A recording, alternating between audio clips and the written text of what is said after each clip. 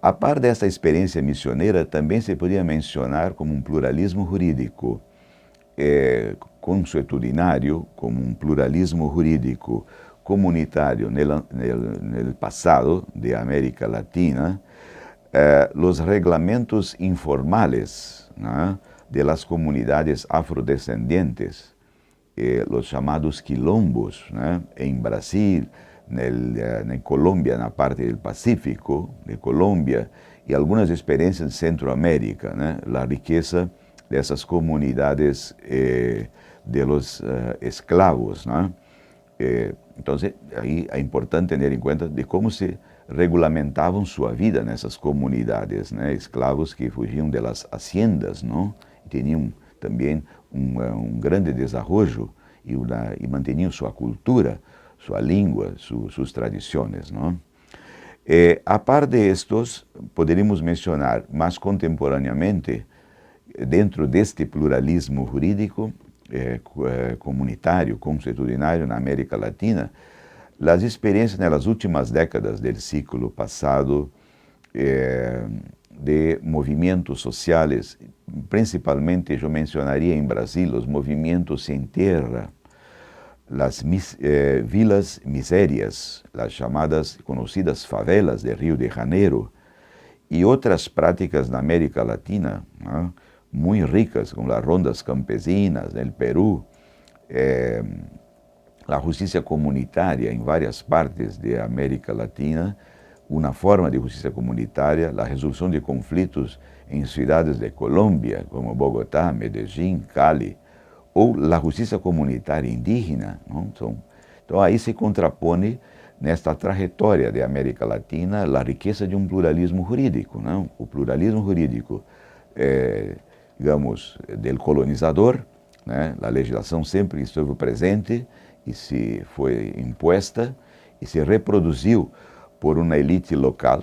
Né? Há toda uma trajetória aí de como a elite criolla que ha sustituído os dominadores espanhóis, ¿no?, vão, digamos, construir as instituições políticas ao largo do século XIX na América Latina, né? Primeiro, formação das instituições, do Estado, das constituições, e depois de um sistema jurídico que reproduzia essa tradição luso-hispânica de matriz de herança romano-germânica, não?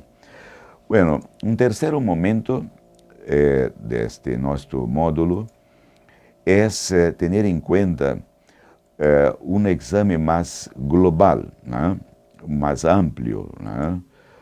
Do pluralismo jurídico. E aí podíamos fazer, e não vamos ter muito tempo, eu vou recomendar então uma leitura para aprofundizar isto, que é uma distinção que se pode fazer também na busca didática de uma tipologia que pode aclarar e, digamos, donar uma melhor precisão deste conceito de pluralismo jurídico, não? Que é, primeiro, trabalhar o pluralismo jurídico, uma distinção, pluralismo jurídico estatal e pluralismo jurídico societário, seria uma primeira distinção. E aí há que aprofundizar formas de pluralismo jurídico hoje dentro do Estado, né? Como a legislação eclesiástica, a justiça deportiva, são formas de sistemas normativos que o Estado reconhece e que permite que há uma atuação que esses órgãos funcionam, né? Com as suas modalidades de sanção e de aplicabilidade e regulamentação. Por outro, o pluralismo jurídico societário, onde vem todas essas ricas experiências, incluso há pouco mencionadas, né, como de la justicia de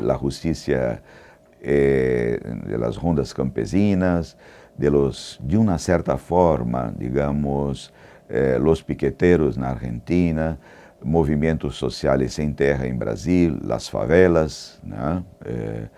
E outras formas de jurisdição especiais em os países como México, Guatemala, Equador, Bolívia e Peru, de la riqueza de la justiça indígena, né? Com suas jurisdições especiais, né? Que não há uma justiça indígena, há justiças, sistemas, né? Com suas regras, né? México é muito rico nesse aspecto, formas plurales, né? Representadas pelos caracoles, né? As juntas de buen gobierno em Chiapas, né? A polícia comunitária de Guerrero e outras formas que se sabe de pluralidade, o próprio Michoacán, né? Em várias províncias, estados de México, uma rica experiência de sistemas normativos autonômicos, não? E por aí se poderia mencionar uma amplitude de práticas de pluralismo, onde é muito forte na América Latina a riqueza dos sistemas normativos indígenas, de los pueblos originários, que é hegemônico, não? Pero hay que tener en cuenta que, por exemplo, em Brasil, Colômbia, alguns países de Centroamérica também o pluralismo não se reduz a la questão solamente de los pueblos originários, pero hay un pluralismo jurídico também de las comunidades afrodescendentes, ¿no? Los llamados quilombolas, ¿no? E outras práticas de pluralismo a partir de los campesinos, de los movimentos sociales e minorias, etc., em várias partes de América Latina. A segunda modalidade dentro desse quarta etapa que estamos, de tipologias, pluralismo jurídico estatal e pluralismo jurídico comunitário, uma segunda variante de classificação que se podia trabalhar é o pluralismo jurídico conservador e um pluralismo jurídico contra-hegemônico emancipador, não? O primeiro, o pluralismo jurídico conservador, é um pluralismo jurídico desde arriba, né? Produzido pela globalização, né? Pela mundialização do capital, de los grandes grupos econômicos internacionais, o que se poderia dizer em termos técnicos como uma nova lex mercatória, uma neofeudalização do direito, não? Não há tempo para explicar agora, seria esta modalidade imposta a los países em desenvolvimento, em processo de descolonização, principalmente na América Latina, na África e algumas partes de Ásia, né? Países que lutaram e lograram, né? Sua independência, sua autonomia política, sua autodeterminação, pero lutam com grandes dificuldades em função de uma imposição cultural, linguística, não? E normativa. Então, nesses processos de descolonização, há que ter em conta a imposição de uma normatividade da globalização, não? Certo? Aí é o fenômeno de um pluralismo jurídico conservador. E o segundo é o pluralismo jurídico contra-hegemônico ou emancipador, que é o pluralismo desde abaixo, um pluralismo jurídico desde abaixo, não? Horizontal, produto de los movimentos sociais, não? Dos diferentes de minorias, de pueblos originários, movimentos de diferentes espécies, né? Numa dimensão pluriclassista. Então, é o pluralismo jurídico contra-hegemônico emancipador.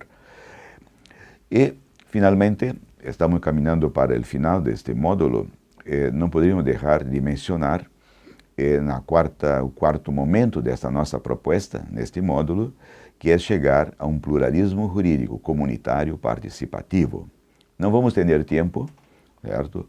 Pero eu vou recomendar para ustedes, los operadores, investigadores, alunos, nuestros queridos pueblos originarios, comunidades, las comunidades indígenas e comunidades de los afros, todos aqueles que estão participando deste curso de especialização, que completem com uma leitura do quarto capítulo de nosso livro Pluralismo Jurídico, Fundamentos de uma Nova Cultura del Derecho, publicado há poucos meses em Madrid por Editorial Dickinson.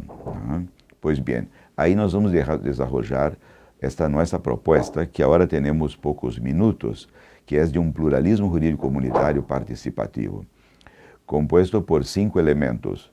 Isso não está cerrado, não é algo assim que, não, é uma sugerência para se trabalhar. 5 elementos. O primeiro é a questão de ter em conta os atores sociais, um sujeito que se projeta, sujeito insurgente, subalterno, a vítima, o outro. E no contexto de América Latina, aí temos uma infinitude, uma amplitude, né, de atores sociais que são marginalizados, vítimas historicamente, desde o processo de conquista, passando pela colonização e chegando à formação das repúblicas na América Latina, não? E temos em conta, dentro deste primeiro, digamos, quesito, ou critério, elemento, pressuposto que estamos sugerindo para este pluralismo jurídico comunitário participativo, a questão do sujeito, da coletividade. Em outros termos sociológicos, novas subjetividades ou novas identidades, os coletivos, né, donde na América Latina, principalmente, as comunidades indígenas é, sem dúvida, muito forte. Segundo elemento para este pluralismo jurídico comunitário participativo, as necessidades. Portanto, temos os sujeitos coletivos, os atores, pero agora as necessidades como base de articulação, como fundamentos para a articulação, reivindicação e luta destes sujeitos coletivos históricos na América Latina, as suas necessidades. Pero aí temos que buscar, e não há tempo, a questão das necessidades. Né? Que são as necessidades? Há necessidades falsas, enganosas, não, digamos, justas, pero há que diferenciar isto. Tomamos em conta autores, né, na teoria social contemporânea, como Marx, né, que trabalhou isto em seus manuscritos econômicos e filosóficos. E depois, ao largo do século XX, alguns dos seus grandes intérpretes, como a filósofa húngara Agnes Heller, trabalhou as necessidades humanas, as necessidades radicais, né? Que o mundo capitalista, globalizado, cria falsas necessidades. Há que ver, trabalhar a questão de critérios de legitimidade, critérios justos, éticos de necessidade, necessidades materiais, culturais, né? Há diferentes tipos de necessidades, né? Certo? Há que diferenciar isto. Então, esse é um tema, sem dúvida, extremamente importante. Sujeitos coletivos, suas necessidades, onde creio que a principal de todas é, sem dúvida, a vida com dignidade, ou a vida em sua plenitude. Né? Esse é o grande fundamento de articulação e de luta, né? Direitos por uma vida com dignidade, né? Com uma vida plena. Terceiro elemento para esse pluralismo jurídico que estamos propondo é repensar o espaço público, né?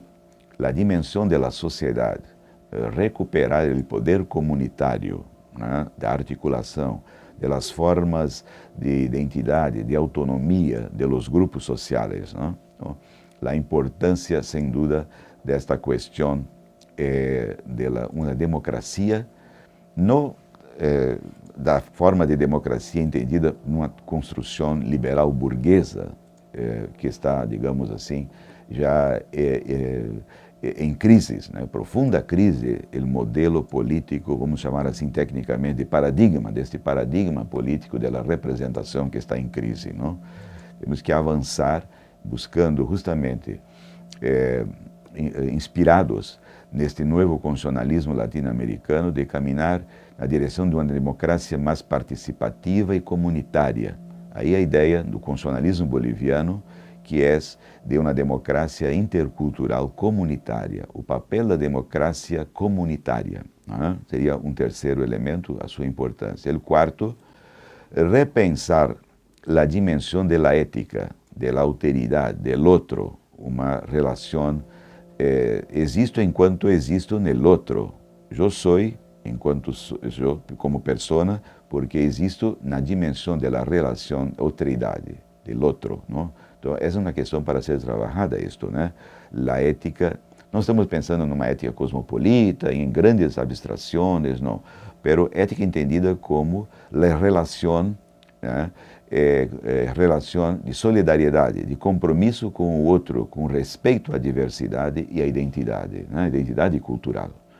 E por último, trazer um pouco algo que parece assim um tanto acadêmico, né? Um tanto teórico, com uma certa abstração, mas que é importante num projeto de câmbio, de transformação de los paradigmas, né? Para uma nova proposta, que é da racionalidade, né? Que está vinculada também a essa tradição ocidental, pero não de uma racionalidade lógico-instrumental, pero de uma racionalidade emancipadora, né? Pensar um outro tipo de racionalidade que não a racionalidade ocidental, pragmática, funcionalista, com o suposto de universalidade, pero uma racionalidade fundada em la solidariedade, né? Numa relação com o outro, numa dimensão. E aí vamos buscar inspiração em uma racionalidade andina, na racionalidade de los antepassados, numa racionalidade que não seja a racionalidade materialista ocidental, pero num outro tipo de racionalidade. Há que pensar e trabalhar isto. Creio que nossa grande inspiração na América Latina hoje é a questão de uma racionalidade que tenha em conta a dimensão de desenvolvimento do buen vivir, né? De uma tradição que vincula a articulação de los seres vivos, ser humano com a natureza, né? Isto, portanto, seria para outro módulo, outro momento, desenvolver um pouco. Há alguns autores que têm trabalhado isto na América Latina, não? E recuerdo um autor que não é de América Latina, pero que viveu muitos anos em Bolívia, né? Como Joseph Sterman, né? E assim, creio que é uma das indicações que podíamos fazer, não? Dentro dessa perspectiva, que nos permite assim caminharmos para este, digamos, final deste módulo, não? E agradecemos aqui esta oportunidade do Instituto Internacional de Direito e Sociedade por trazer esta colaboração, esta reflexão e nos permitir avançar na direção de direito mais justo, de direito mais igualitário, de direito compromissado com nossos pueblos de América Latina, abrindo os horizontes para pluralismo jurídico. Não o pluralismo jurídico da globalização, mas de pluralismo jurídico que expresse a nossa identidade latino-americana, não?